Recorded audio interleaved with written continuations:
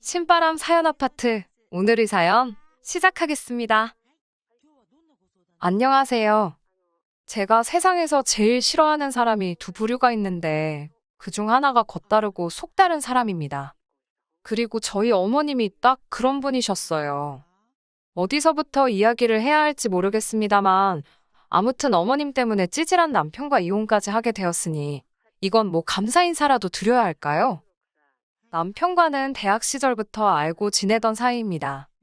다만 그때부터 사귀었던 것은 아니고 본격적으로 연애를 시작한 건 남편이 직장에 들어간 이후였지요. 참고로 그때 남편 나이는 29으로 저에 비하면 사회생활을 좀 늦게 시작했어요. 저는 대학을 졸업하자마자 취업에 성공했거든요. 만난 지 2년 정도 되었을 무렵 남편이 먼저 결혼하자고 이야기를 꺼내왔어요. 저도 당시에 남편을 많이 사랑하고 있었으니 그 프로포즈를 거절할 이유가 없었지요. 그런데 막상 결혼 이야기가 오가면서 서로 재정 상태를 오픈하니까 아무리 남편이 저보다 늦게 사회생활을 시작했다는 사실을 감안하더라도 모아둔 돈이 너무 없더군요. 게다가 시댁이 자식들에게 손 벌릴 정도는 아니었지만 장가갈 아들한테 집은커녕 차라도 한 대 사줄 형편도 못 되었습니다. 그래서 이 결혼을 하는 게 맞는 건가? 마음이 많이 심란했어요. 그러다 결국 철딱서니 없이 친정부모님께 도움을 요청했습니다. 솔직히 한 살이라도 젊고 예쁠 때 웨딩드레스를 입고 싶다는 욕심이 있었기에 돈 때문에 남편이랑 헤어진 뒤 다시 누구를 만나서 어쩌고 할 시간이 없다고 생각했거든요. 지금 돌이켜보면 참 철이 없었던 거지요. 그리고 다행히 친정부모님께서는 남편이란 사람 자체는 좋게 봐주신 듯 했어요. 그래서 저희 쪽에서 결혼식과 신혼살림에 들어가는 비용이 100이라고 하면 그중 75를 부담하고 남편 쪽에서 25를 부담하게 되었습니다. 게다가 친정아버지께서 중고차 관련 사업을 하셨거든요. 그래서 개중에 정말 상태 좋은 저나 남편에게는 조금 과하다 싶을 정도의 외제차도 선물로 주셨습니다. 그런데 사람이 화장실 가기 전이랑 갔다 와서랑 마음가짐이 다르다더니 그게 딱 저희 어머님한테 하는 말이더라고요. 저희 어머님께서는 결혼 전에는 저만 보면 복덩이 복덩이 하시더니 막상 저희가 식을 올리고 나니까 저를 부를 때마다야 너 하시기가 일쑤였습니다. 뿐만 아니라 어머님께서는 저와 모녀 사이처럼 지내고 싶다 하셨는데 말이 좋아 모녀 사이지 저를 대하시는 것과 신우를 대하시는 건 천지 차이였어요. 어머님이 저에게 기대하시는 딸 노릇이라 하면 어머님이 뭔가 필요하거나 갖고 싶을 때 그걸 사주는 말 그대로 물주의 역할이었달까요? 언젠가 한 번은 집에 있는 저를 갑자기 핸드폰 매장으로 불러내시더니 당신 핸드폰 기계를 바꿔달라 하신 적이 있습니다. 그것도 거의 200만 원에 육박하는 최신형 핸드폰으로요. 솔직히 전업주부이신 어머님께는 과하지 않나 싶대요. 그래서 제가 너무 비싸서 안 될 것 같다고 거절했어요. 그러자 어머님은 전에 보니 너네 엄마는 이거 쓰던데 당신은 왜 못 쓰냐고 따지시대요. 저희 친정어머니야 친정아버지가 사주셨거나 아무튼 당신 재산으로 사셨을 텐데 말이에요. 하지만 차마 그렇게 말할 수는 없었으니 아무튼 결국에 안 사드리기는 했는데 이후로 한 2주 동안 얼마나 삐져 계시던지 잘못한 것도 없이 제가 정말 죄인 모드였다니까요. 게다가 또 한 번은 당신도 취미생활로 골프를 치고 싶으시다며 저더러 골프채 세트를 사달라고 하셨습니다. 아시겠지만 골프채 세트가 몇만 원 가지고 될 일이 아니잖아요. 그래서 어머님께 제가 중고시장을 한번 찾아보겠다 했어요. 말이 나와서 말이지만 친정부모님이 재산이 좀 있다고 해서 그게 제 돈은 아니잖아요. 저는 이미 결혼하면서 친정부모님으로부터 큰 도움을 받았던지라 친정부모님께 더는 손 벌리고 싶지 않았고요. 특히 시부모님께 뭘 해드리기 위해서 친정부모님의 재산을 끌어올 생각은 추호도 없었지요. 세상 천지에 고생 안 한 사람이야 없겠지만 저는 저희 친정부모님 자식이다 보니 저희 친정부모님이 세상에서 고생을 제일 많이 하신 분들 같고 그러니 자식으로서 늘 애틋하고 감사한 마음이었거든요. 그리고 그렇게 힘들게 일궈놓으신 재산을 막말로 남 좋은 일 시키는데 쓰고 싶진 않았어요. 아무튼 본론으로 돌아와서 제가 중고시장에도 골프채 세트가 종종 올라오니 조금만 기다리시라 했습니다. 그러자 어머님께선 정말 불같이 화를 내시면서 니네 엄마가 치겠다고 했어도 중고를 사줬겠냐는 거예요. 이때는 정말 저도 화가 많이 나서 저희 어머니야 당신 재산이 있으시니 알아서 사서 쓰실 거라고 받아쳐버렸어요. 그러자 제가 재산 가지고 당신을 무시했다며 어찌나 통곡을 하시던지. 정말 조선시대였다면 석고대죄라도 해야 할 판이었다니까요. 그리고 처음엔 눈치채지 못했는데 어머님께선 제가 행여나 남편을 무시할까봐 늘 촉각을 곤두세우고 계셨어요. 저로서는 남편이 말 그대로 가진 게 없다는 걸 알면서도 시작한 관계였기 때문에 그쪽 부분으론 남편을 무시하고 그럴 이유가 전혀 없었는데 말이지요.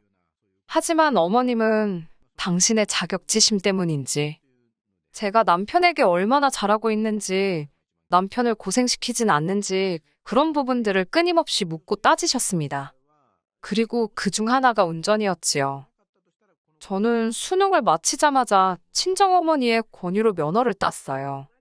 그리고는 아버지가 대학교 입학 선물로 소형차도 한 대 사주셨고요. 그리고 그때는 주변에 운전하는 친구들이 많이 없었기 때문에 어린 마음에 괜시리 으스대고 싶대요. 그래서 차를 운전하는 날이 많았어요. 하지만 운전이란 게 저만 정신을 똑바로 차린다고 사고를 피할 수 있는 건 아니더군요. 그날도 저는 평소에 오가던 사거리에서 제 신호를 기다리고 있었습니다. 그런데 어떤 정신 나간 운전자가 신호를 무시하고 대기 중이던 저를 들이받은 거예요. 다행히 큰 부상은 피했지만 정신적 충격이 컸다고 해야 할까요? 그날 이후로부터 얼마 전까지 저는 운전대를 잡기가 어려웠으니까요. 그리고 남편은 이미 결혼 전부터 이 사실을 알고 있었어요. 그래서 저희들이 어디를 가건 운전이 필요하면 남편이 운전대를 잡는 게 일상이었지요. 친정아버지께서 남편에게 차를 주셨던 것도 그런 남편에게 당신 나름대로 고마움을 표현하신 거고요.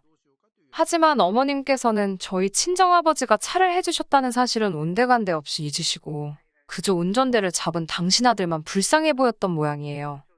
어머님께서는 운전대를 잡은 남편을 발견할 때마다 제가 당신 아들을 무슨 머슴 부리듯 부린다고 생각하신 건지 저더러 왜 운전을 못하냐고 다그치기 일쑤셨습니다.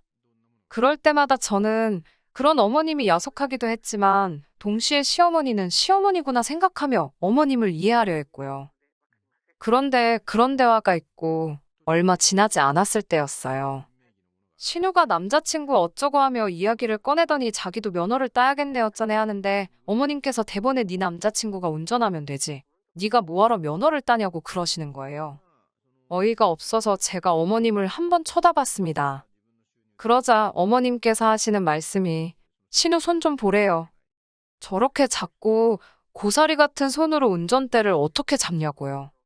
담배도 잘만 피는 손인데 운전대는 왜 못 잡냐고 한마디 하려다가 꾹 눌러 참았네요. 그리고 그쯤에서 어머님이 멈추셨으면 제가 이렇게 사연을 쓰는 일은 없었겠지요. 하지만 어머님께서는 또다시 저에게 운전 좀 하라며 화를 내셨고 그날은 도저히 저도 그냥 넘어갈 수가 없어서 어머님께 그동안 서운했던 감정을 속사포처럼 쏟아냈습니다. 그러자 어머님께선 당신이 하셨던 말은 다 저를 생각해서 그런 거라며 오히려 시어머니한테 이렇게 대드는 며느리는 처음 봤대요.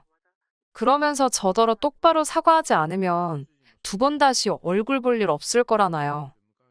솔직히 제가 어머님하고 얼굴 안 보고 지내서 불편할 게 뭐가 있겠어요? 그리고 무엇보다 저는 잘못한 게 없었으니 어머님께 사과드릴 생각이 없었습니다. 그래서 남편을 통해 어머님의 의중을 전해들은 이후로 한 번도 어머님께 먼저 연락드리지 않았네요. 그리고 그 시간이 한 달 가까이 길어지자 남편이 자기만 중간에서 죽어난다며 자리를 한번 만들 테니 어머님이랑 한번 이야기 좀 잘 해보라나요. 그렇게 어머님, 아버님, 남편 그리고 저까지 네 사람이 모이게 되었습니다. 어머님은 당연히 당신이 사과를 받을 자리라고 생각하고 나오신 게 틀림없었어요. 저를 도끼 눈을 뜨고 노려보시는데 완전 너 한번 뭐라고 떠드는지 두고 보자는 식이셨거든요. 하지만 저는 제 입장을 이야기하러 간 거지 사과를 드리러 간 자리가 아니었습니다. 그래서 어머님께 신우한테 하시는 말씀과 저한테 하시는 말씀이 왜 그리 다르신 거냐고 물었지요. 그러자 어머님께선 기껏 나와서는 또 저따위 소리나 한다면서 화를 내셨습니다. 아버님도 저더러 너도 적당히 하라면서 어른을 이겨먹어야겠냐고 소리를 지르셨고요.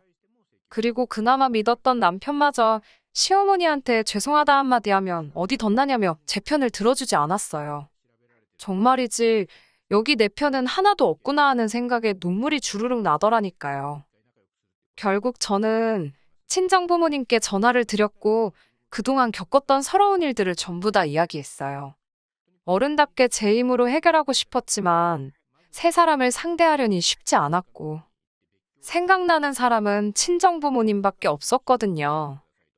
그리고 이튿날 오전 10시쯤 되니 친정부모님께서 저희 집 초인종을 누르셨습니다. 남편은 저희 친정부모님이 오시는 건 모르고 있었기에 특히 저희 친정아버지를 보고는 진땀을 빼대요. 친정아버지께서 남편을 앞에 앉혀두곤 왜 어머님이 그런 식으로 저를 대하시는지 대놓고 물으셨어요. 그러자 남편이 한다는 말이 어머님은 나쁜 뜻으로 그런 게 아니랍니다. 딸 같아서 그러신 거고 요새 여자라면 운전 정도는 하는 게 좋지 않겠냐 그런 뜻으로 이야기하신 건데 제가 너무 예민하게 받아들인 거라나요.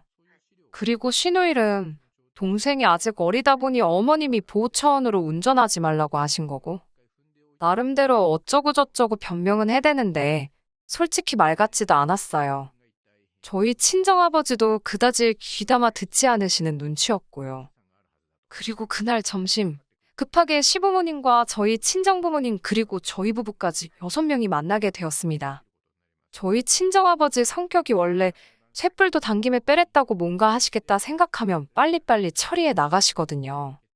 아무튼 그렇게 식당에 도착하니 시부모님이 먼저 와 계시대요.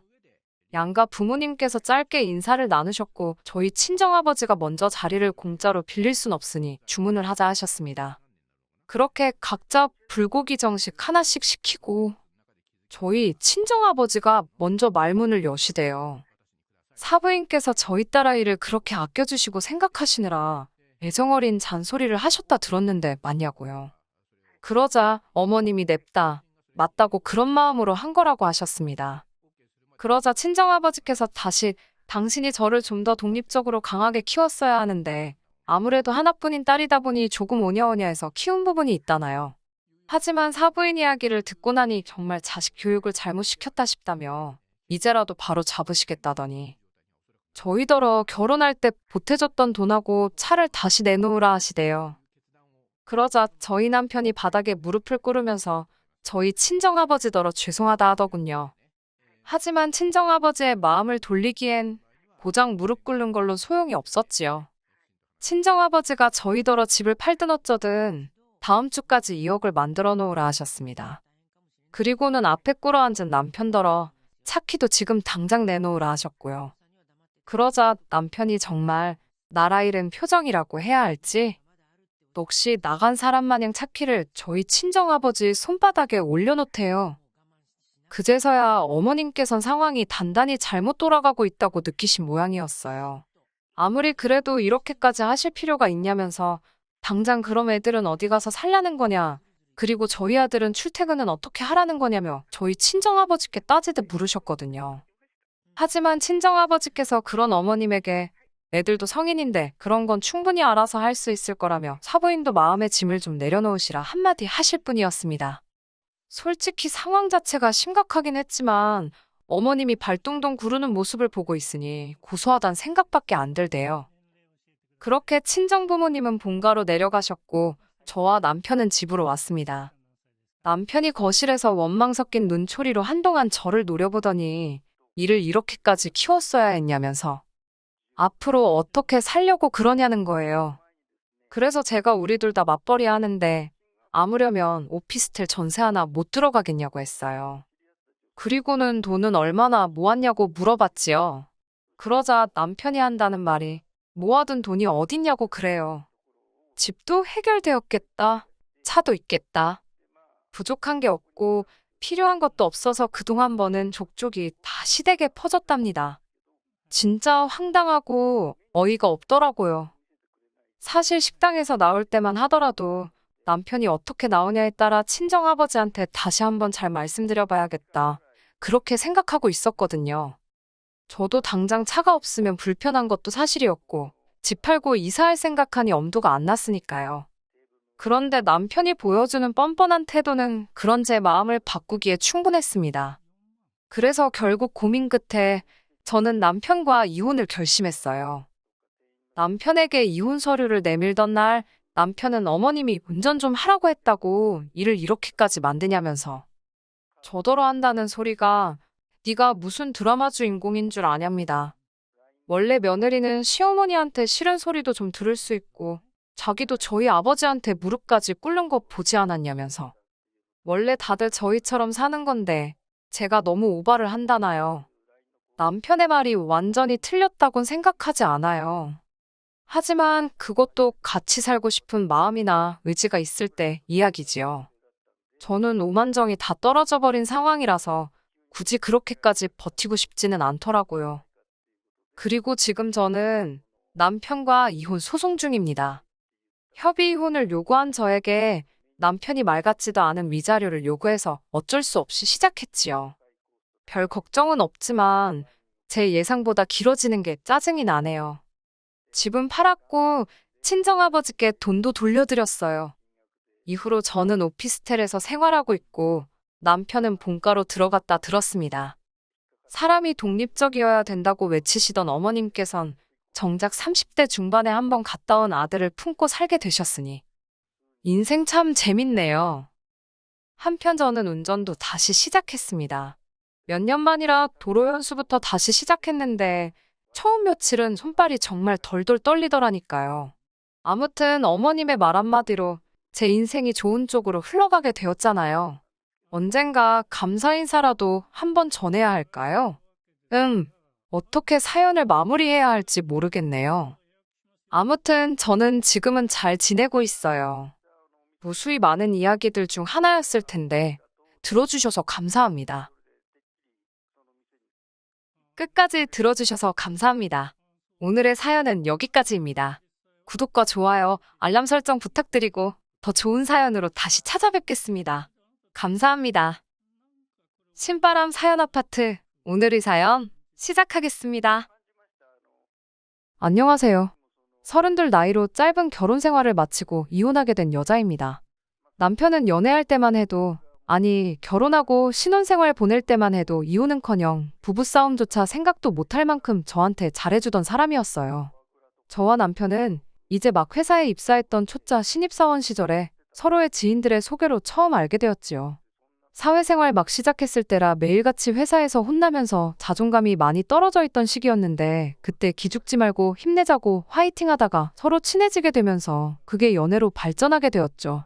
저희 친정집이 지방에 있고 저만 혼자 서울에 살고 있었어요.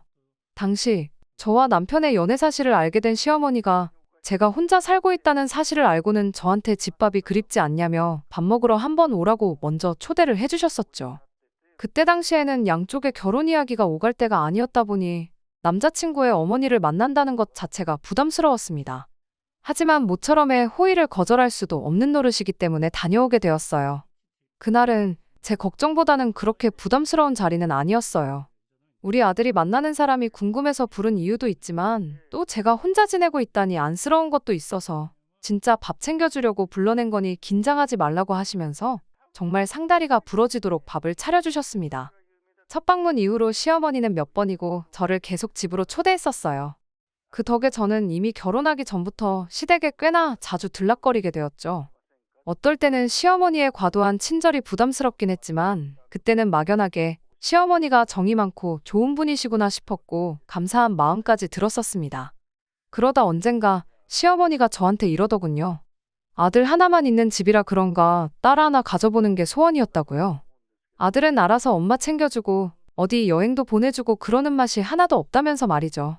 당신 평생 소원이 딸하고 같이 주방에서 밥하고 국 끓이고 반찬하고 하면서 친구처럼 지내는 게 소원이었다고. 그런데 이제 너가 있으니 딸이 생긴 것 같아서 좋다고 하셨는데 딸이 아들보다 엄마 더 챙겨주는 거야 거의 일반적으로 사실이다 보니 그렇다 쳤지만 딸하고 같이 밥하고 반찬하고 그러고 싶다는 말은 솔직히 잘 이해가 안 되었어요. 저도 그렇고 제 주변에서도 엄마랑 어디 외식을 다녀오거나 여행을 다녀오면 다녀왔지 같이 반찬 만들고 그랬다는 사람은 한 번도 본 적이 없었거든요. 게다가 그때는 남자친구랑 한참 연애할 때긴 하지만 결혼 이야기는 꺼내본 적도 없었던 시기였는데 챙겨주시는 거야 감사하지만 갑자기 시어머니가 저를 두고 딸이 생긴 것 같다고 좋다고 하니 안 그래도 부담스럽던 자리가 더 부담스러워졌었습니다. 당시 남편은 그냥 눈 딱 감고 엄마 엄마 하면서 맞장구 쳐주면 얼마나 좋아하시겠냐며 저보고 협조 좀 하라는 식으로 나왔어요. 하지만 제 성격상 그렇게는 못하겠더라고요. 제가 내향적인 성격인 것도 이유 중 하나였겠지만 아들 여자친구면 여자친구고 예비며느리면 예비며느리지. 갑자기 저한테 딸 노릇을 하라고 하는 게 거부감이 들어서 싫었습니다. 그때쯤부터 괜히 더 불편한 마음만 들어서 최대한 시댁의 발길을 끊었습니다. 하지만 그동안 잘해주셨던 것도 있고 제가 얻어먹은 것도 있다 보니 제 나름의 방법으로 시어머니한테 잘하려고 했었어요. 예를 들자면 계절마다 뭐 제철 과일 같은 거 주문해서 보내드린다거나 당시 남자친구였던 남편과 데이트를 마치고 나면 남편 손에 간식거리라도 하나 들려서 보내는 정도로 말이에요.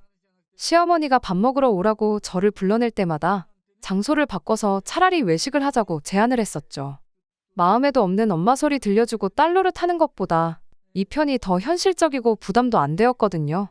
쭉 그런 식으로 지내고 있던 중 남편이 먼저 저한테 결혼하자고 청혼을 해왔습니다.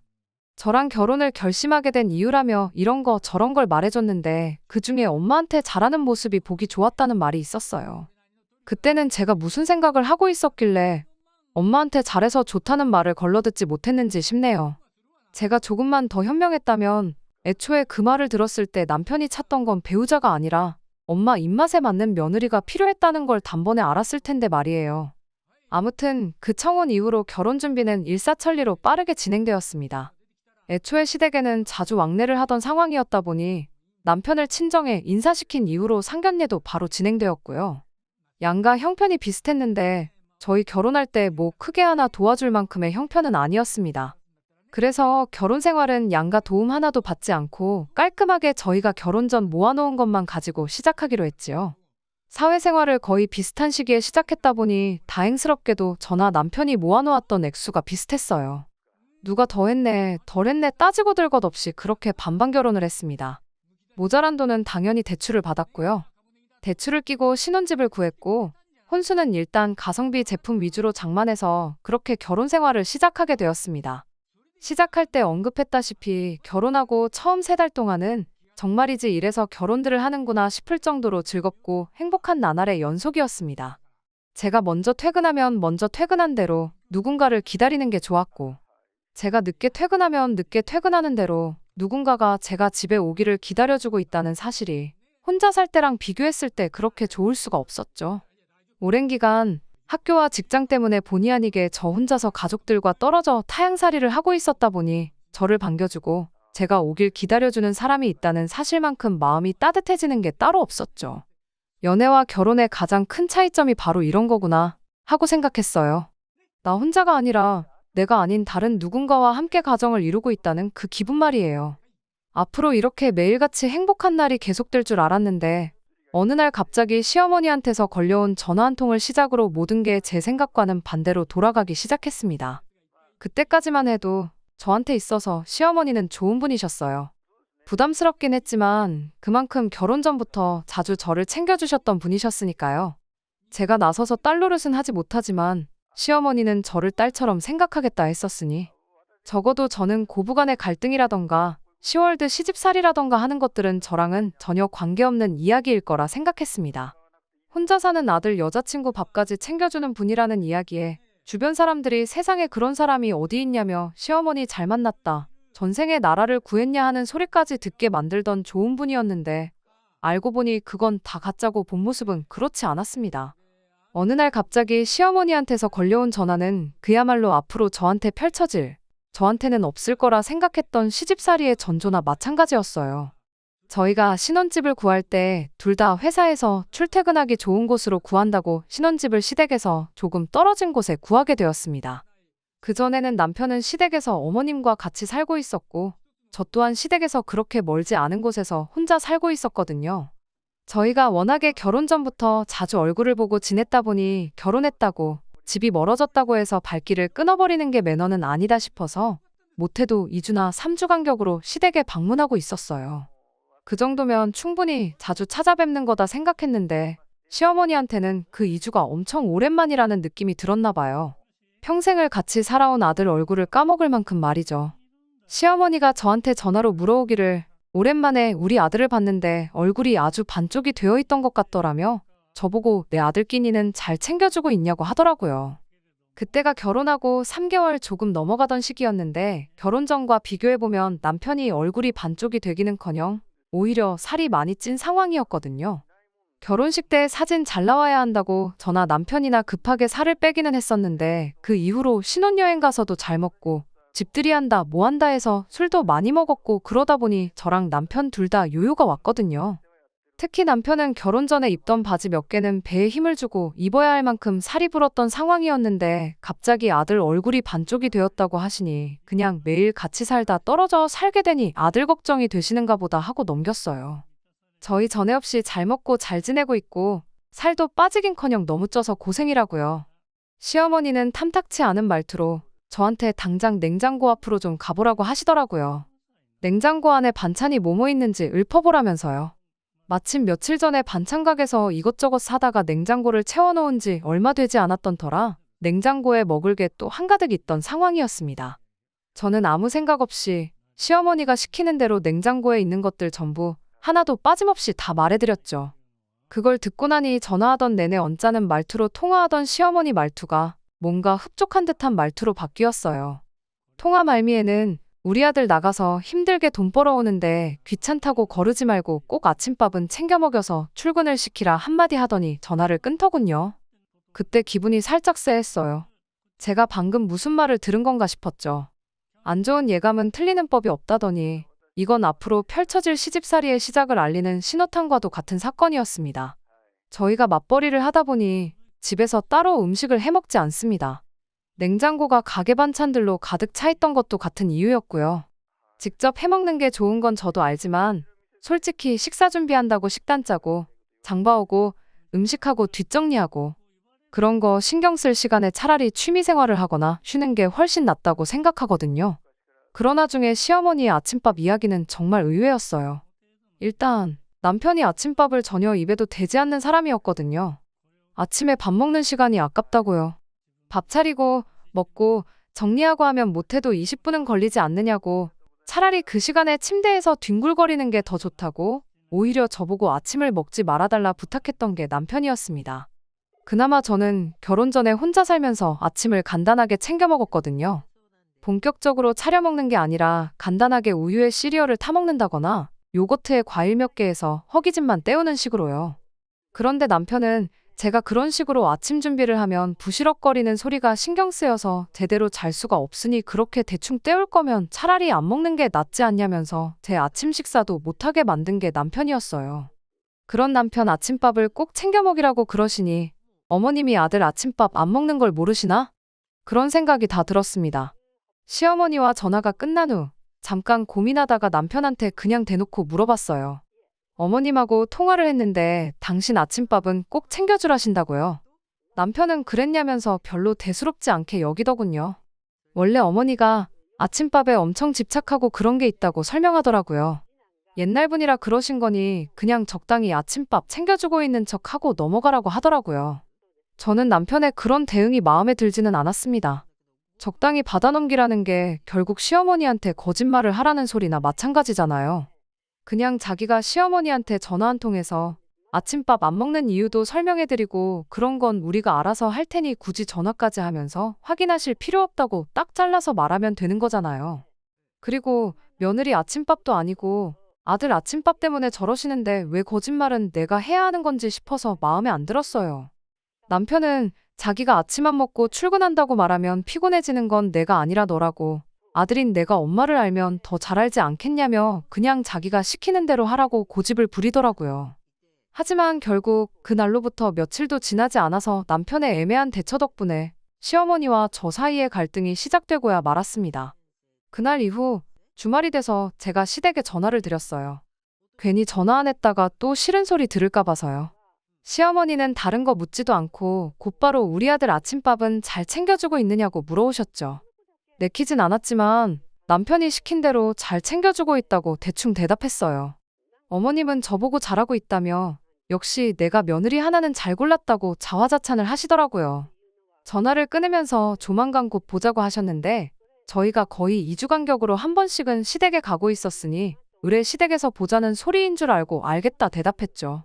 다음 주 주말에는 꼼짝없이 시댁에 가야겠구나 싶었는데 시어머니를 보게 된 건 바로 그 주 주말이었습니다. 그것도 시댁이 아니라 저희 집에서 말이죠. 저희 퇴근 시간 맞춰서 시어머니가 찾아오셨어요. 양손에 커다란 장바구니 2개 들고서 말이죠.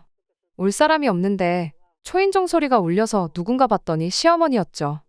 연락도 없이 어쩐 일이냐 물으니 엄마가 아들 집 오는데 뭐 허락까지 받고 와야 하냐며 퉁명스럽게 받아치더라고요. 그러더니 얼마 전 통화할 때 이야기했던 냉장고 안에 있는 반찬 이야기를 꺼내더군요. 너는 결혼 전에 우리 집 들락거리며 밥을 한두 끼 먹어본 것도 아니면서 네 남편 좋아하는 반찬이 뭔지도 아직도 모르는 거냐며 잔소리를 하기 시작했습니다. 곰곰이 생각해보니 그날 제가 불러드린 반찬 목록에 남편이 잘 먹는 반찬이 하나도 없었다면서 말이죠. 그래서 아들 좋아하는 반찬 몇 개 해서 보내주려고 했는데 생각해보니 반찬을 해다 줄 게 아니라 너한테 반찬 하는 법을 가르쳐 놓으면 되는 거 아니겠냐며 겸사겸사 반찬도 해주고 방법도 알려줄 겸 찾아왔다 하시더라고요. 그러면서 장봐온 재료들 하나씩 꺼내더니 저한테 재료 고르는 법부터 이것저것 설명을 하기 시작했습니다. 이걸로는 뭘 어떻게 해서 먹이면 우리 아들이 아주 그릇까지 먹을 기세로 밥을 먹는다니 어쩐다니 하면서 설명을 덧붙이셨어요. 말로 하면 뭘 알겠냐며 자기가 하는 거 보여줄 테니 잘 보고 배우라며 고춧가루며 마늘 다진 거며 이것저것 재료 좀 가져와 봐라 하시는데 말씀드렸다시피 저희 집에서 밥을 전혀 안 해 먹거든요.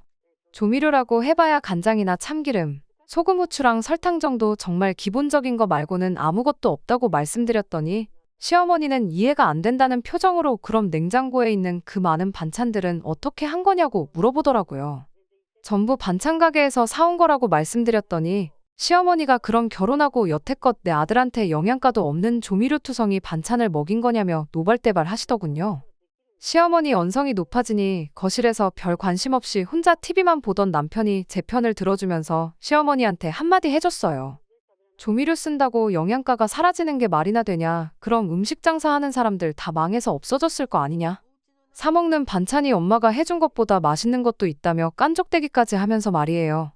안 그래도 열이 바짝 올라있던 시어머니는 믿었던 아들이 편을 들어주기는커녕 깐족거리며 시비까지 걸고 있으니 더 큰 소리로 역정을 내기 시작하셨어요. 모자간의 말다툼에 제가 끼어들 이유가 하등 없다고 생각했고 남편이 나섰으니 알아서 잘 해결하겠거니 생각했는데 벼랑간 시어머니가 장바구니에서 대파를 꺼내들더니 그걸로 옆에 서 있던 제 머리를 내려치는 겁니다. 너무 경황이 없고 어안이벙벙해서 말도 안 나왔어요. 이게 지금 무슨 일이 일어난 건가 싶더라니까요. 세상에 대파로 맞아본 사람이 몇이나 되겠어요? 모르긴 몰라도 제가 세계 최초 아닐까 싶었어요. 대파로 한 대 맞았는데 제가 부처님도 아니고 거기서 평정심을 유지할 수가 없었죠. 그래서 결국 저도 시어머니한테 언성을 높이게 되었습니다. 시어머니는 내 아들을 어떻게 구워 삶았길래 평생 엄마 말에 말대꾸 한 번 안 했던 착한 애를 저 모양 저 꼴로 만들었냐며 아들이 깐족거린 것까지 제 탓으로 몰아가더군요.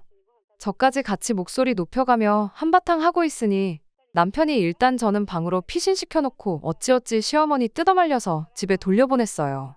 어머님을 집까지 모셔다 드리고 온 남편과 이 상황에 대해서 이야기를 나눴는데 그러다 결국 저랑 남편도 한바탕 다투게 되었습니다. 따지고 보면 아침밥 일로 시어머니한테 거짓말을 시켰던 당신 탓 아니냐고 그러니 어머님한테 해명 똑바로 하라고 한마디 했어요. 그리고 다른 건 몰라도 대파로 한 대 얻어맞은 건 어머님한테 사과받아야겠다고 그때까진 나는 시어머니 얼굴 못 보겠다고 강하게 나갔죠. 남편은 해명은 자기가 100번이고 할 수 있는데 며느리가 되어서 꼭 시어머니한테 사과까지 받아야겠냐며 그건 그냥 좋게 좋게 넘어가자고 하더라고요.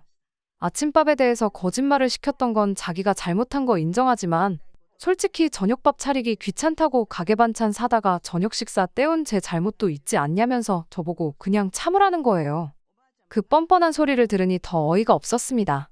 내가 뭐 너네 집에 팔려왔냐고 양가 지원 한 푼도 안 받고 똑같이 반반 결혼했고 맞벌이 하고 있는데 네 아침밥은 둘째 쳐도 네 저녁밥은 그냥 무조건 내가 해야 하는 일이냐고 따졌어요. 남편은 남자인 자기가 주방 일을 어떻게 하냐며 결혼했으면 당연히 식사는 너가 해야 하는 거 아니냐, 반찬 사 먹는 거 이해해준 나한테 고마워해야 하는 상황인 거 모르냐며 그동안 제가 아내로서 직무유기를 했고 자기는 그걸 이해해준 너그러운 남편이라는 식으로 말을 하는 겁니다. 나라고 뭐 결혼한다고 주방일 배우고 왔겠냐고, 똑같이 일하고 똑같이 돈 버는데 너는 남편이니까 하면 안 되는 일이고 나는 아내니까 해야 한다는 게 어디서 나온 생각이냐고 따지면서 티격태격하게 되었어요. 내가 집안일이고 밥 준비고 다 도맡아서 해줄 수 있으니 내가 벌어오는 만큼 더 벌어오라고 한마디 했죠. 그러면 집에서 전업주부 하면서 하루 세 끼가 아니라 네 끼도 챙겨주겠다고요. 남편도 더 할 말이 없었는지 기분 나쁘다는 티 팍팍 내면서 차키 들고 밖으로 뛰쳐나가더군요. 저도 너무 열받아서 뛰쳐나간 남편 안 붙잡고 혼자 잠을 청했어요. 자려고 누우니 머릿속이 복잡해 잠도 잘 안 오고 괜히 기분만 계속 나쁘더군요. 특히나 이 싸움의 발단이 남편과 제 문제가 아니라 시어머니 때문에 생긴 일이라고 생각하니 더욱더 열받았어요. 남편의 적반하장식 태도에 화가 났던 건 사실이지만 그때는 나는 남편과는 아무 문제가 없고 이게 다 시어머니 때문이다 하면서 어떻게든 남편을 용서하려고 애를 썼었죠. 남편이 잘못한 거 인정하고 사과만 한다면 저도 그냥 아무 일도 없었던 일인 척 그냥 넘어가줘야겠다 그런 생각도 했어요. 시어머니한테 사과를 받아야겠다 했던 것도 그냥 남편이 먼저 사과만 해준다면 그냥 넘어갈 생각이었죠. 하지만 차키 들고 집을 뛰쳐나간 남편은 화해할 생각이 전혀 없어 보였어요. 다음날 출근을 해야 하는데도 불구하고 일요일 저녁에도 집에 들어오지 않았거든요. 집에 안 들어오면 제가 걱정돼서 전화로 사과라도 할 줄 알았나 봐요. 사실 첫날에 먼저 연락해야 하나 그런 마음이 들기는 했었지만 그날 저녁까지 안 들어오니 저도 오기가 생겨서 일부러 안 했거든요. 첫 부부 싸움에 2박 3일 집을 나가 있는 사람하고 앞으로 결혼 생활을 잘 이어나갈 수나 있을까 그런 의구심이 들기 시작했는데 남편이 바로 다음날 그 의구심을 아주 확신으로 만들어줬네요. 퇴근하고 집에 돌아왔는데 집이 난장판이 되어 있었어요. 저는 제가 출근한 사이에 집에 도둑이라도 들었나 싶어서 멘붕이었죠. 남편 일로 짜증이 많이 나 있었는데 그것 때문에 문단속이라도 소홀하게 했나. 순간 정말 오만 가지 생각이 다 들더라고요. 그런데 안방 맞은편에 있는 작은 방에서 남편이 시어머니하고 같이 나오더군요. 방문 앞에서 거실까지 널브러져 있는 것들을 살펴보니 귀중품은 하나도 없었고 죄다 옷가지들이었어요. 이게 다 무슨 상황이냐고 물으려고 하는데 방문 너머로 보니 방에 이부자리 하나 깔아져 있고 거기에 커다란 짐 가방 2개도 같이 보이더군요. 그러면서 통보하듯 저한테 말을 하기를 시어머니가 오늘부터 당분간 우리 집에 같이 지내기로 했으니 그렇게 알라고 말을 하더라고요. 뜬금없는 합가 통보에 어이가 없어서 아무 말도 못하고 있는데 시어머니가 대뜸 나서서 한마디 더 보태더라고요. 너는 지아비가 집을 나갔는데 걱정도 안 되더냐며 이참에 한 집에 같이 살면서 처음부터 끝까지 저를 뜯어고쳐주겠다면서요. 한동안 우리 집에 머물면서 직접 반찬하는 법도 가르쳐주고 아들 아침밥 챙겨주는지도 감시하고 뭐 그러겠다는 거죠. 시어머니가 그렇게 말을 하는데 어머님 뒤에 서 있던 남편 표정이 아무리 봐도 뭐 하나 미안해하는 기색이 없어 보였어요. 오히려 꼴 좋다는 표정으로 실실 웃고 있더라고요. 그때 알았죠. 일단 집은 나갔는데 이틀이나 되도록 제가 숙이고 들어오지 않으니까 저한테 제일 불편할 사람인 시어머니를 남편이 직접 모시고 왔다는 걸요. 겸사겸사 시어머니도 아들 밥 걱정에 반찬 걱정 때문에 고민이 많았을 텐데 한 집에 같이 살면서 둘이 편먹고 저를 떡 주무르듯 자기들 입맛대로 부려먹겠다는 속셈이 뻔히 보였습니다. 두 사람이 간과한 게 있다면 저는 이미 시어머니의 말도 안 되는 억지와 첫 부부싸움에 집까지 나가서 2박 3일 안 들어오는 남편 모습을 보고 이 결혼 생활의 확신을 잃어가고 있었던 상황이었다는 거죠. 그런데 이렇게 스스로 종지부를 찍어주니 더는 아쉬울 게 없고 오히려 고맙더라고요. 그래서 시어머니한테 한마디 해줬어요. 뭘 사이도 안 좋은 며느리한테 굳이 이것저것 가르쳐 주시냐고요. 그냥 이혼해드릴 테니 한 집에 같이 살면서 귀한 아드님 아침밥 챙겨주고 조미료 하나 안 들어간 영양만점 집반찬 해주시면서 평생 품에 끼고 살라고 한마디 해줬죠. 대신 친정이 지방에 있다 보니 당분간은 내가 지낼 곳이 없다고. 그러니까 시어머니가 여기서 지낼 게 아니고 남편이 시어머니 집 가서 있어달라고 부탁했어요. 상황이 허락만 한다면 이 집을 팔아서 재산 분할은 가져온 만큼 해주겠다고요. 정 안 되면 대출을 받든 친정 부모님한테 빌려와서라도 해줄 테니 싸가지고 온 짐 그대로 들고 시댁으로 돌아가달라고 정중히 부탁했습니다. 예상도 못한 이혼 통보에 두 사람이 적잖이 당황한 듯 보이더라고요. 방금까지 시어머니한테 혼나고 있던 제 모습을 보면서 실실거리던 남편은 얼굴이 사색이 돼서 사시나무 떨듯 벌벌 떨더라고요. 그러더니 제 마음 돌려보겠다고 살살 거짓말까지 하는데 정말 이혼하자고 하길 잘했다 싶더라고요. 평생을 내 배우자로 함께 살 뻔한 사람과 둘도 없이 좋은 사람이라고 생각했던 시어머니의 진짜 본 모습을 알게 되었으니까 말이죠. 저한테 한다는 소리가 시어머니 고집을 꺾을 수가 없어서 일단 모셔왔던 거라고 하면서 이 합가 계획에 자기는 아무런 관련이 없고 오히려 저를 위해 시어머니 달래서 집에 하루라도 빨리 보낼 계획이었다고 하더라고요. 한순간에 같은 편인 줄 알았던 아들한테 손절당해서 무개념 시자가 돼버린 시어머니 얼굴 표정이 아주 볼만했어요. 이대로 가다간 자기만 나쁜 사람 되고 재수 없으면 아들까지 반품받게 생겼으니 사면초가로구나 싶었나 봐요. 이참에 합가각도 한번 보고 며느리 시켜서 귀한 아드님 끼니마다 손수 만든 집밥 챙겨주게 만들려고 큰맘 먹고 짐까지 챙겨서 아들 신혼집에 쳐들어왔는데 막상 귀한 아드님 끼니 챙겨주는 게 며느리가 아니라 자기가 될 것 같으니 그건 싫었나 봐요. 그런데 이미 남편이 이게 다 엄마가 고집 부려서 이렇게 된 거라고 선수를 쳐버렸으니 마땅히 이 상황을 넘길 방법이 떠오르지 않았나 보더라고요. 그냥 대뜸 저한테 미안하다고 사과부터 하더라고요. 그러더니 방에서 짐 가방 싸들고 온 거 다시 가지고 나와서 집에 돌아갈 테니 택시를 불러달라는 겁니다. 앞으로 너네 결혼 생활에 아무런 관여도 안 할 테니 그냥 둘이서 재미있게 살라고. 둘이 알콩달콩 잘 사는 거보다 중요한 게 뭐가 있겠냐면서 횡설수설 하더라고요. 아들이 2박 3일 외박한 것 때문에 둘이서 크게 싸울까 봐. 큰 싸움으로 번지면 그거 말려줄 요량으로 따라온 거라고 말까지 더듬거리면서 설명을 하는데 싸움 말려주시러 오신 분이 짐은 왜 싸들고 오셨냐 하니 또 아무 말도 못하더군요. 앞서 합가 통보만 안 했어도 믿어줬을 텐데 이미 계획이랍시고 전부 다 떠벌려놓고 이제 와서 아니라고 하면 그걸 누가 믿겠냐고. 애써 연기할 필요 없고 더 더러운 꼴 보기 싫으니 원만하게 협의 이혼하는 걸로 하자고 말했어요. 저는 마음 돌릴 생각은 전혀 없다고요. 집 안 비워줄 거면 어디 급하게 단칸방이라도 구해서 들어가 있을 테니 행여나 다른 기대는 하지 말라고 했어요. 일단 제 기분 풀어주려면 자리를 피해야 한다고 생각했는지 두 사람은 더 큰 반항은 하지 않고 제가 말한 대로 집을 비워줬고요. 그 이후로 번갈아 가면서 두 사람이 저한테 몇 번이고 전화로 집까지 찾아와서 미안하다고 사과했지만 두 번의 기회는 주지 않는 걸로 결론을 내렸습니다. 저를 딸같이 여긴다던 사람이 왜 저렇게 되었나 혼자 곰곰이 생각을 해봤는데 그건 그냥 저 부려먹기 편하려고 했던 소리라는 걸 그제서야 알게 되었네요. 누가 딸한테 아들 새끼밥을 대신 차려달라고 시키겠어요? 애초에 저를 불러내서 밥을 먹였던 것도 하루라도 빨리 아들 입맛 시어머니 손맛 캐치시켜서 대신 아들 뒷바라지를 해주길 바랬던 거라는 것도 깨닫게 되었죠. 이혼을 하는 과정에서 정말 말도 못할 만큼 스트레스를 받았었습니다. 남편과 제가 처음 만난 게 서로를 아는 지인들의 소개였던 만큼 겹치는 인맥이 많았었거든요. 그들이 저를 어떻게 생각할지 그런 게 엄청 신경이 쓰였어요. 결혼하고 반년도 안 돼서 이혼을 하게 되었으니 말이에요. 그런데 사람들은 생각보다 제 이혼에 대해서 손톱만큼도 관심이 없네요. 관심을 갖는 사람이 아예 없는 건 아니었는데 이 이야기를 해주면 저보고 100번 잘했다고 해주는 걸 보니 정말 제가 괜한 걱정을 사서 했던 것 같네요. 남편은 결국 다시 시어머니 집으로 들어가서 살게 되었어요. 재산 분할 절반 해주고 그냥 집은 제 명의로 유지를 할 생각이었는데 짧은 기간이나마 같이 살아서 그랬나 남편의 흔적이 남아있는 것 같아서 기분 나빠서 집은 정리해버렸고요. 제가 조금만 더 현명했다면 하는 후회가 들 때도 있지만 적어도 단번에 언행일치 안 되는 되도 않는 집구석이란 거 깨닫고 빨리 이혼 결정을 내린 걸 천만다행이라고 생각하려고요. 제가 혹시나 만약에 앞으로 다시 결혼을 하게 된다면 적어도 저를 딸같이 여긴다는 말은 걸러들어야겠습니다.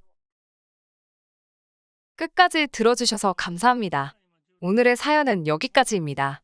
구독과 좋아요, 알람 설정 부탁드리고 더 좋은 사연으로 다시 찾아뵙겠습니다. 감사합니다. 신바람 사연 아파트, 오늘의 사연 시작하겠습니다. 안녕하세요. 아들 하나를 키우고 있는 30대 중반의 여성입니다. 진짜 옛날 어른들 말씀에 틀린 거 하나 없습니다. 한쪽이 기우는 결혼하면 안 되고 염치를 모르는 사람은 상종을 하면 안 된다는 그 말, 제가 진짜 직접 배우고 깨달았네요.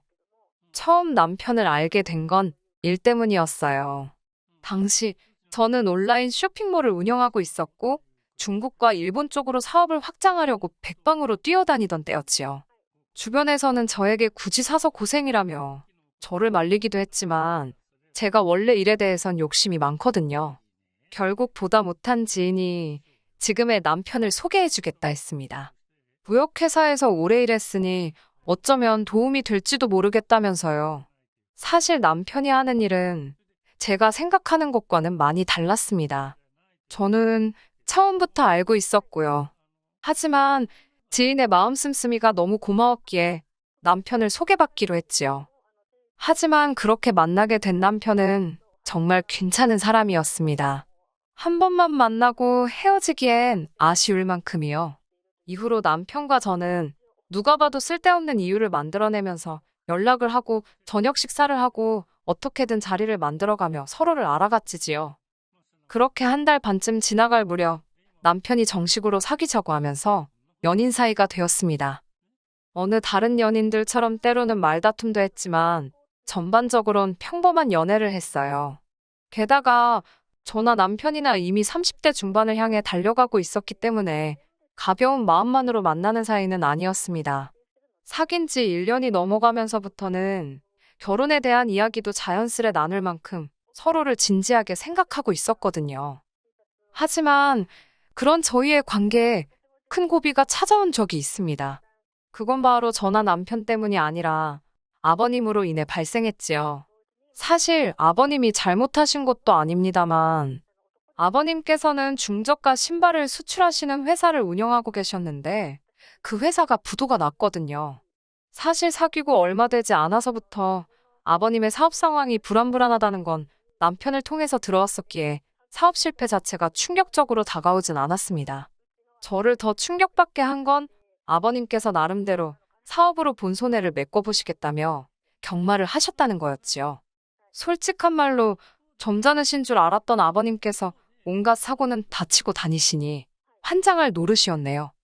그럼에도 불구하고 제가 남편과 결혼을 결심한 건 남편 자체가 좋은 사람이었기 때문입니다. 다정하고 자상한 성격에 저희 부모님께도 어찌나 살가운지. 저는 형제가 없는 외동이고 또 딸이라서 그런지 어머니랑 정말 가깝게 지내거든요. 그렇다 보니 아버지께서는 늘 당신에게도 친구 같은 아들 하나만 있으면 소원이 없겠다며 저와 어머니의 관계를 부러워하셨습니다.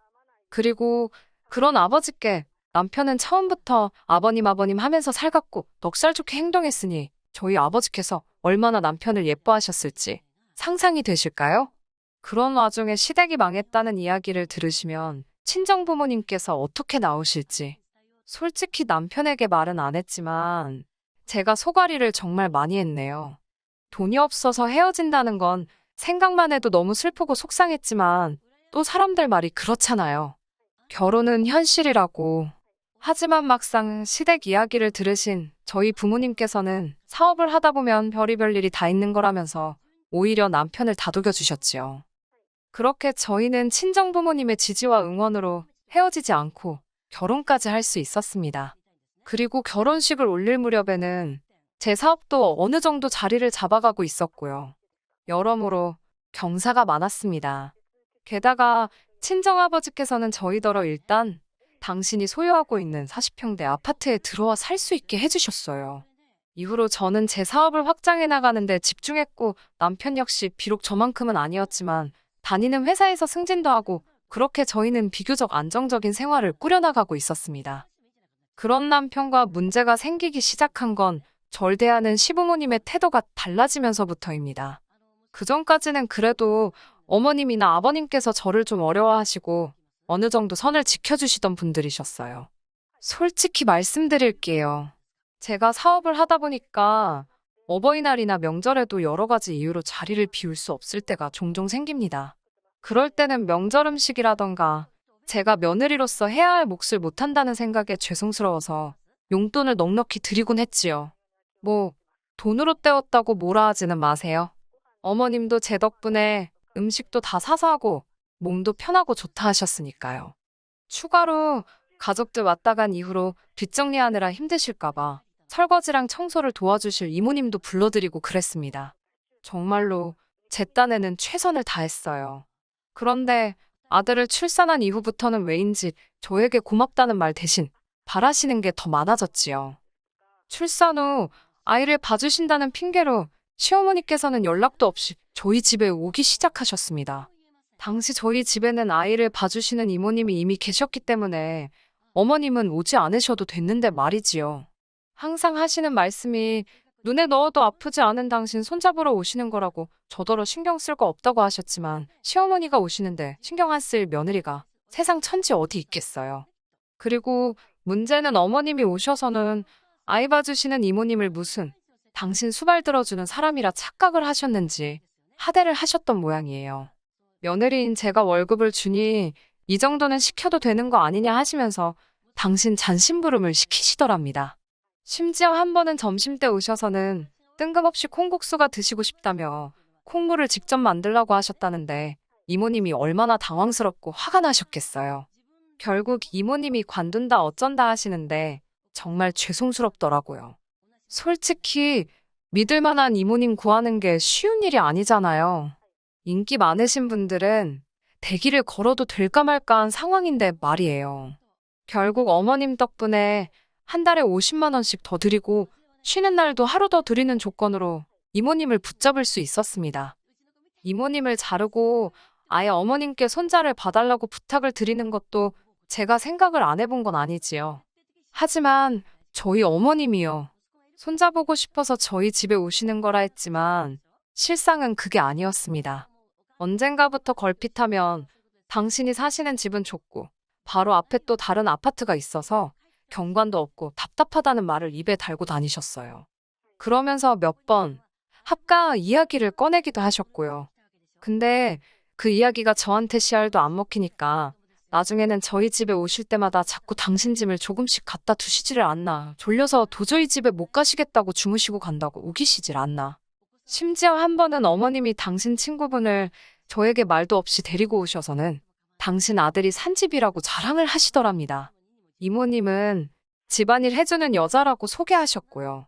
이것도 그때 이모님이 관둔의 만에 소리가 나오면서 알게 된 사실이었습니다. 결국 사람 불러서 어머님이 그동안 사부작사부작 옮겨놓으신 짐들 한 번에 다 빼서 시댁으로 보내드렸어요. 그리고 앞으로 저희 집에 오실 때는 무조건 저랑 통화하고 이후에 찾아오시는 걸로 이야기를 마무리 짓긴 했지만 아시겠지요? 제가 왜 어머님께 제 아들을 맡길 수가 없었는지요. 그래도 여기까지는 장가 잘 간 아들 둔 어머님의 귀여운 허세라고 이해해드렸습니다. 하지만 어머님의 음흉한 속내를 알고 나니까 더 이상은 한가족으로 살 수가 없겠다는 확신이 들더군요. 빚 때문에 파산 신고까지 하신 아버님이 경제활동을 하시는 건 불가능했습니다. 그리고 저희 어머님은 원래 평생 일이란 걸 해본 적이 없으신 분이셨고요. 뻔히 시부모님이 소득이 없다는 걸 알면서 모른 채 할 수가 없었습니다. 만약 제가 저 하나 먹고 살기도 빠듯했다면 모르겠지만 그런 상황도 아니었으니까요. 그래서 결혼 초부터 남편이 본인 월급에서 80만 원 정도는 시댁에 드리고 있는 걸 어렴풋이 눈치는 채고 있었습니다만 저 또한 50에서 100만 원 정도 매달 보내드리고 있었어요. 아깝다고 생각해 본 적은 없습니다. 시부모님이 평안하셔야 남편도 스트레스를 덜 받을 거고 모든 게 사랑하는 남편을 위한 길이라 여겼으니까요. 하지만 언젠가부터 어머님께선 이 모든 게 당연하다고 생각하셨던 모양입니다. 올해 초 친정아버지께서 가지고 계시던 재산의 일부를 정리하시고 훗날 저에게 증여를 해주시겠다며 경기도에 있는 작은 원룸 건물을 하나 사들이셨습니다. 맨 위층에는 방 2개짜리 가정집도 하나 있었는데 전 건물 소유자가 그곳에서 가족과 함께 살고 있었고요. 하지만 건물을 팔면서 당연히 그 가족들도 이사를 가게 되었고 아버지는 그 건물의 관리를 저희 시부모님께 맡기면 어떨까라며 이야기를 꺼내셨습니다. 건물 관리라 해봤자 사실 실질적인 치안이나 보안 문제는 경비업체가 하고 있었고 청소하러 오는 회사도 따로 있었기 때문에 시부모님께서 고생하실 일은 전혀 없었거든요. 그러니까 요즘 젊은 사람들 말로 치자면 꿀 같은 아르바이트였지요. 저는 친정아버지의 배려에 너무 감사했고 시부모님도 좋아하실 거라는 확신이 있었습니다. 하지만 제 이야기를 들으신 어머님 아버님께서 보여주신 반응은 제 예상과는 너무나 달랐어요. 어머님께서는 질색을 하시며 당신이 서울을 떠나 어떻게 사냐고 하셨습니다. 아버님께서도 지금 당신더러 사돈 내 건물 경비나 하라는 거냐며 몹시 기분 상해 하시더라고요. 아니, 솔직히 경비가 나쁜 직업인가요? 아무 일도 안 하고 계시는 아버님께서 경비가 어쩌고저쩌고 불평을 늘어놓으시는 모습을 보고 있자니 며느리로서 이런 말 뭐하지만 지금 찬밥 더운 밥 가리실 땐가 싶었습니다. 언제까지 사장님 소리에 취해서 사실 건가? 아버님이 안쓰럽고 동시에 갑갑했고요. 그런 와중에 아버님께선 계속해서 당신 알기를 뭐로 아는 거냐며 화를 주체를 못하고 계셨고 그런 아버님께 다시 한번 정중히 설명을 드렸습니다. 하루에 한두 번 건물 안팎으로 어디 부서지거나 망가진 게 있는지만 봐주시면 된다고요. 건물 앞에 서 계시라는 것도 아니라고 정말 쉬운 일이라고 해도 그렇게 쉬우면 니나 하라는 소리나 들었네요. 하지만 무엇보다도 도가 지나친 어머님의 욕심이 저로 하여금 이혼을 결심하게 만들었습니다. 건물 관리인도 싫다, 서울 떠나기도 싫다, 늙은 시부모한테 꽁으로 돈 주는 것 같아서 아까워서 그러냐 별의별 불평과 시비를 다 감내했습니다만 마지막에 어머님이 하신 한마디는 참을 수가 없었거든요. 어머님께선 그날도 건물 관리일로 저에게 듣기 싫은 소리를 늘어놓으시다가 급기야 어차피 너네 부모 다 죽으면 그 재산 다 우리 거 아니냐입니다. 그러면서 그러니까 저희 부모님더러 늙은 당신들 부려먹을 궁리하지 마시고 그 돈 미리 좀 나눠 쓰자 그러라더군요. 어처구니가 없는 정도가 아니라 속에서 화가 솟구쳤어요. 어머님께선 제 굳어버린 표정을 보셨는지 웃자고 하는 소리라고 수습을 하시려 들긴 했지만 이미 쏟아진 물바가지를 주워 담을 수 있나요? 제가 어머님께 그게 왜 우리 재산이냐고 따졌습니다. 주셔도 저희 부모님이 저한테 주시는 거잖아요. 그리고 아무리 농담이라도 저희 부모님이 돌아가시네 어쩌네 그런 말씀은 하지 마시라고 했습니다. 저는 그 재산 안 받아도 좋으니까 친정 부모님이 오래오래 건강하게 사셨으면 좋겠다고요. 그러자 어머님께서는 저더러 그게 네 재산만 되냐고 나중에 당신 아들 재산도 되고 당신 손주 재산도 될 거라며 저더러 자꾸 이상한 소리를 한답니다. 그러면서 가족 간에 네 거 내 거 나눠 버릇하는 거 아주 안 좋은 습관이라며 저더러 고치라고 하시대요. 어처구니가 없다는 말이 이럴 때 쓰는 거 맞지요? 그날 밤 남편에게 낮에 어머님과 나눴던 대화를 전했습니다. 저는 당연히 남편이 제 편을 들어줄 거라 생각했어요. 일단 상식적으로 어머님 말씀은 말이 안 되었고 둘째로 평소에도 논리적이고 옳고 그름을 잘 따지는 남편의 성격을 잘 알고 있었으니까요. 하지만 남편의 반응은 정말 뜻밖이었습니다. 남편은 아무래도 시부모님께서 사업이 망한 이후로 자격지심이 생기셨는지 예전보다 더 돈에 집착을 하시게 된 것 같다면서도 저한테 왜 자꾸 시부모님을 돈으로 자극하냐 했습니다. 시부모님께서 기어이 돈 때문에 며느리한테 굽신거리는 걸 봐야겠냐면서요. 황당하고 어이가 없었지요. 그게 도대체 무슨 소리냐니까. 어차피 자식으로서 드려야 되는 돈이면 기왕 드리는 거 기분 좋게 드리면 얼마나 좋냐입니다. 꼭 그렇게 건물에 와서 관리를 하셔라 어째라 저째라 조건을 달아야겠냐고요. 보아하니 이미 남편도 어머님께 들은 이야기가 있었고 나름대로 생각을 정리했던 모양이더군요. 처음엔 황당해서 말도 제대로 안 나왔습니다. 하지만 생각할수록 남편 말도 괘씸하더라고요. 제가 남편에게 내가 시부모님 용돈 드리는 게 왜 당연한 거냐고 물었습니다. 당신은 우리 부모님 용돈 드리냐니까 남편이 한다는 소리가 장인 장모님은 돈이 많지 않냐입니다. 돈 없는 부모한테는 용돈 주는 게 당연하고 돈 많은 부모한테는 받아 쓰는 게 당연한 거냐고 물으니 남편이 순간 말을 못하더군요. 그리고 엄밀히 말하자면 그 돈 없는 부모가 당신 부모지 내 부모냐고 내가 그분들 용돈 드리는 게 왜 당연한 거냐고 물었어요. 그리고 친정 부모님께서 당신 챙겨주는 걸 그러면 당신은 그게 이때까지 당연하다고 생각한 거냐고도 따졌지요. 당신이 장인 장모한테 돈 맡겨놨냐고 아니면 시부모님이 며느리인 나한테 돈을 맡겨놓으셨냐고 진짜 웃긴다고 써붙였네요. 그러자 남편이 돈 가지고 이러면 진짜 유치한 거랍니다. 그러면서 돈만 많지 저더러 이제 보니 쫌생이라는 거예요. 그 소리를 들으니까 저도 진짜 속된 말로 눈이 돌아가더라고요. 이때까지 남들이 뭘 그렇게까지 하냐고 해도 사랑하는 남편이고 그의 가족이라 생각해서 내 딴에는 최선을 다했는데 호의를 베풀면 호군지 안다더니 나는 돈이라도 있는 쫌생이지 넌 돈도 없는 쫌생이지 않냐고 막말이 오가기 시작했습니다.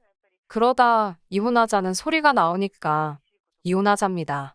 그러면서 제 아들을 인질로 삼더군요. 이혼하면 두 번 다시 아들은 못 볼 줄 알라나요. 알겠다고 했습니다. 없는 살림에 한 번 최선을 다해서 키워보라고 했지요. 솔직히 아들을 안 보고 산다는 건 상상도 할 수 없었지만 아들이 물건도 아니고 뭐 지가 안 보여준다고 그러면 제가 못 보나요? 그리고 아들은 뭐 지 능력에 무슨 재주로 데려가 키우겠어요? 안 되면 법적으로 싸우면 된다. 별의별 생각이 그 짧은 순간에도 머릿속에서 얼마나 빨리 전개가 되던지 스스로 놀랐네요. 이후로는 뭐 이혼하잔 소리까지 오간 마당에 무슨 얘기를 서로 못했겠어요. 그 일이 있고 나서 남편은 시댁으로 들어갔고 시댁은 한바탕 난리가 났습니다. 어머님이 쫓아오셔서는 저더러 미안하다고 사과를 하시던데요. 이혼은 무슨 이혼이냐면서 당신이 그냥 웃자고 한 소리에 제가 그렇게 신경을 쓸 줄은 몰랐답니다. 하지만 떠난 버스가 뒤에서 울고불고 한다고 돌아오는 적이 있던가요? 이미 제 마음은 다 떴고 남편도 시부모님도 큰 짐짝처럼 여겨질 뿐이었지요. 결국 양육권은 제가 갖는 조건으로 합의 이혼하게 되었습니다.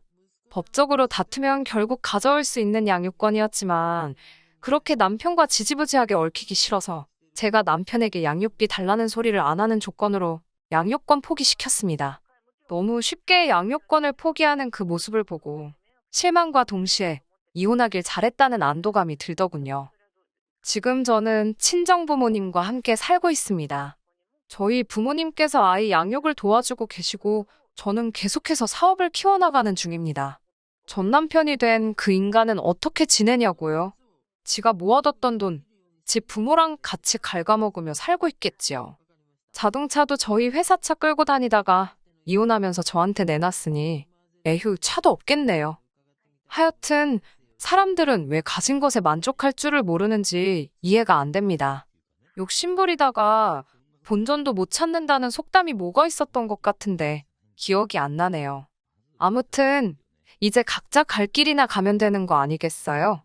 저는 저대로 아들과 함께 즐겁게 살아보렵니다. 끝까지 들어주셔서 감사합니다. 오늘의 사연은 여기까지입니다. 구독과 좋아요, 알람 설정 부탁드리고 더 좋은 사연으로 다시 찾아뵙겠습니다. 감사합니다.